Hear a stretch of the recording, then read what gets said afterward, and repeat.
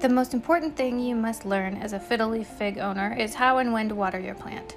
Hi, I'm Meg for the Fiddle Leaf Fig Plant Resource Center. As you know, watering your ficus lyrata should be the easiest part of caring for it.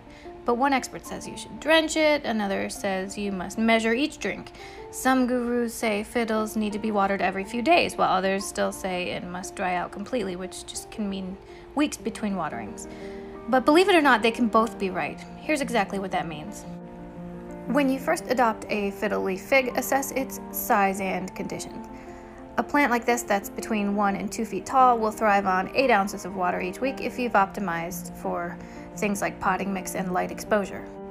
A larger plant like this one, though, needs at least triple that amount, so that's your baseline. A cup of water per week for younger plants like this one, and 3 to 4 cups for these big trees.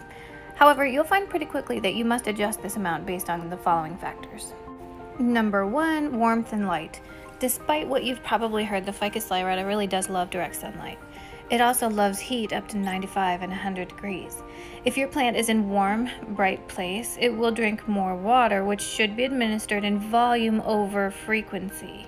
In other words, increase the amount you water, not how often. At this point, soaking the root ball every other watering will benefit your plant.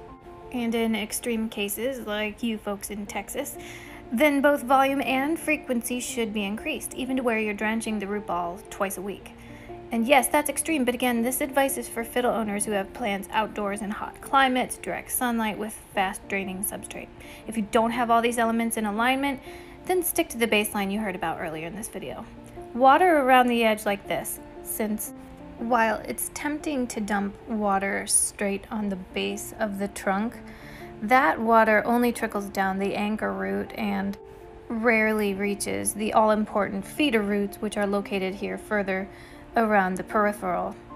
So now you know the baseline amount to water and how to adjust up for fiddles that live in the hottest, sunniest of environments. By contrast, cold, dark environments and seasons always mean less water consumption for your fiddle leaf figs, so watch carefully and back off if you start to see signs of overwatering. And what are those signs? I'm glad you asked. Once you've optimized for your plant's environment as best you can for warmth and light, and you've taken into consideration the size and girth of your fiddle, here's how to read the plant's cues. Remember, these are signs you should watch for once you've been in the rhythm of the baseline watering routine. These signs will help your plant communicate to you that you either need to up its water intake or back off a bit. Here they are. Signs of overwatering include soggy soil. To test the lower moisture levels of your potting mix, use a moisture meter like this one. If you don't know how to use one, check out our helpful tutorial on fiddleleaffigplant.com. Another sign of too much water is a brownish, rusty hue that appears in the veins or on the undersides of your plant's leaves. This is the beginning of root rot. And if not treated and corrected, and if that watering routine is not adjusted, then the root rot will be fatal. Now, signs of underwatering might include drooping upper leaves, and this means more than just the newest leaf or two. This means at least 4 or 5, maybe 6 leaves at the very top start drooping. Your plant is thirsty. It will also put out unhealthy, crispy looking leaves. This is another sign of underwatering. And if not remedied, the underwatering will cause the plant's lower leaves to turn yellow and start dropping, eventually even killing the tree. So remember, depending on your tree's size, 1 to 3 cups per week with the occasional drench.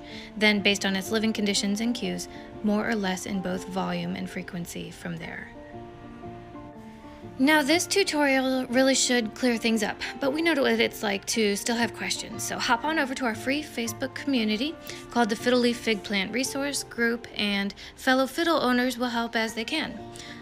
And get a copy of the Fiddle Leaf Fig Expert, the new book out by Claire Aiken that covers all the topics related to taking care of the fiddle leaf fig plant. Thanks for watching.